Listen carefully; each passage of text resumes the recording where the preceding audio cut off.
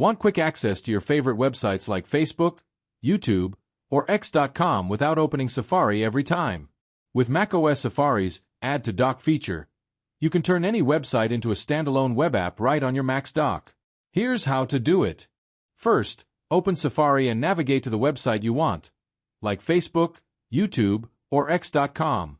Next, click above the menu bar for File, then scroll down to select Add to Dock. A pop-up will appear where you can rename the app, like YouTube or X, and even change the icon if you want. Hit Add and boom! The website is now a web app in your dock. You can drag it anywhere on your dock for easy access. Now do the similar step to any website that you want to make as an app. When you click the app, it opens in a clean, app-like window, no browser clutter. Plus, it stays separate from Safari, with its own cookies and notifications, so your browsing stays organized. If the site supports push notifications, you'll even see a badge on the dock icon for new alerts. To remove it, just drag the app outside the dock, and you will see a remove option. That's it.